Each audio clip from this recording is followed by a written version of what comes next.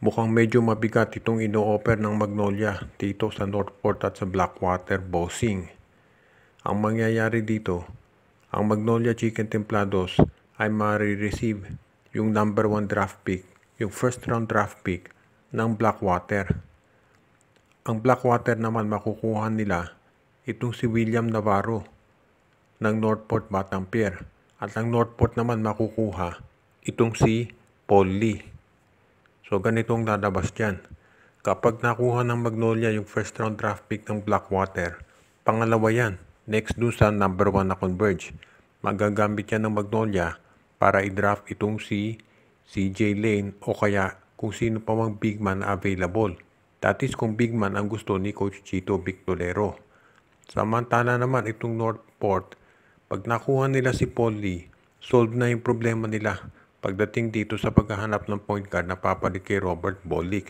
Plus meron pa silang first round draft pick dito sa pang number 5 na magagamit nila pangkuha ng big man pampalit dito kay William Navarro. Sa panig ng Northport, ng Blackwater naman, kung makuha nila si William Navarro, yan ang perfect na papalit dito kay Troy Rosario. Dahil parehong-pareho sila na laro at mas bata itong si William Navarro. Alam natin itong si Navarro gusto niyang kunin ng mga Korean teams. At yan ang magsasabi sa iyo kung gaano to kahusay na player. So hindi malulugi ang Blackwater dito. Ang Magnolia of course hindi rin sila malulugi dahil meron silang first round draft pick. Pati na ang Northport naman okay rin ang makukuha nila. Kaya sa tingin ko, yung ganitong klaseng trade ay magiging okay to para dito sa hotshots. Lalo na sila ngayon ay nasa tinatawag na pagdagdag o pag-rebuild ng kanilang lineup dahil nakita na natin na gusto talaga nilang mag-champion ngayon sa darating na PBA season. Itong si Robert Bolick ay palaging nababanggit yung pangalan na malilipat dito sa TNT Tropang Giga. Pero ano kaya ang posibilidad na ito ay mapunta dito sa Meralco Bolts? Dahil sa ngayon, yung sinasabi natin na order dito sa MVP group, yung priority, ay baka magbago. Alam natin, number 1 priority TNT, number 2 Meralco, at number 3 naman itong NLEX. Pero dahil natalo ng Meralco Bolts, itong San Miguel sa championship, hindi kaya maging number 1 priority ngayon ay Meralco. Dahil siyempre may momentum sila, hindi kaya ang gagawin nito ngayon ng Meralco ay magre-request na makuha nila si Bolick para hindi masira yung kanilang momentum.